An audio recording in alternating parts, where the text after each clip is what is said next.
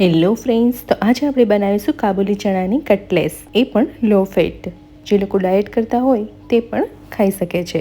સૌ પ્રથમ કાબુલી ચણાને મેં પલાળીને બાફી લીધા છે. સરસ બફાઈ ગયા છે. એમાં કટ કરેલી ડુંગળી એડ કરશું, લીલા મરચાં, આદુનો ટુકડો ખમણીને એડ કરશું અને થોડા ફોદીનાના પાન એડ કરશું. ફોદીનાનો ટેસ્ટ કટલેસમાં સરસ લાગે છે.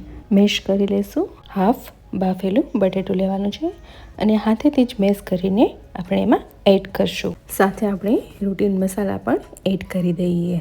અહીં હું મસાલાનો ઉપયોગ સાવ ઓછા પ્રમાણમાં કરું છું. થોડું મરી પાવડર એડ કરશું, હળદર પાવડર, ચીલી પાવડર, સાથે ધાણા પાવડર અને ઘરે બનાવેલો ગરમ મસાલો પણ એડ કરશું.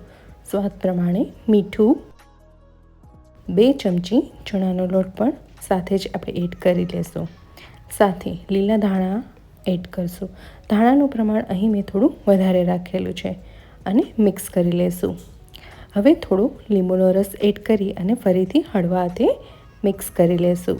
હવે આપણે હાથમાં થોડું તેલ લેશું. તેલવાળા હાથ કરી લેશું, જેથી કરીને કટલેસ બનાવવા ટાઈમે મિક્સચર આપણા હાથમાં ચોટે નહીં. હવે થોડું મિક્સચર હાથમાં લઈને એને કટલેટનો શેપ આપવાનો છે. હું અહીં ગોળ જેવો શેપ આપું છું. તમારે જે શેપ આપવો હોય એ તમે આપી શકો છો. કટલેટના શેપ પણ આવે છે, તમે એનો ઉપયોગ કરીને પણ તમે ઇઝીલી બનાવી શકો છો. તો અહીં આપણી એક કટલેસ બનીને રેડી છે. આવી જ રીતે આપણે બધી કટલેસ બનાવી નાખશું. તો અહીં બધી કટલેસ બની ગઈ છે. મેં કાજુ લીધા છે અને એના 2 ભાગ કરી લીધા છે. કાજુને આપણે ઉપરથી એને એડ કરશું અને થોડુંક સ્ટીક કરશું, જેથી એ ચોટી જાય. હવે આપણે એને શેકી લેશું. એક નોનસ્ટિક પેનમાં 2 ચમચી જેટલું તેલ એડ કરશું અને એને ગ્રીસ કરી લેશું. અહીં તેલનો ઉપયોગ પણ સાવ ઓછો કરવાનો છે. હવે બધી કટલેટને આપણે એમાં મૂકી દઈશું અને ગેસની ફ્લેમ સાવ લો રાખીશું. ધીમા તાપ ઉપર 3 મિનિટ જેટલું એને થવા દઈશું, ચડવા દઈશું.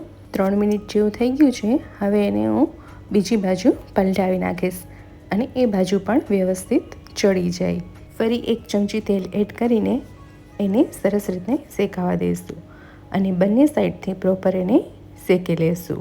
અહીં એ ધ્યાન રાખવાનું છે કે બહુ એને વારે વારે ફેરવવાની નથી, નહીંતર એ તૂટી જશે. તો રેડી છે અહીં આપણી ગરમા ગરમ કટલેસ. બહુ મસ્ત લાગે છે. એકવાર ટ્રાય જરૂર કરજો. જો મારો વિડીયો તમને પસંદ આવ્યો હોય, ગમ્યો હોય તો લાઈક કરો, શેર કરો અને સબસ્ક્રાઈબ કરજો. ફરી મળીએ નવી રેસીપી સાથે.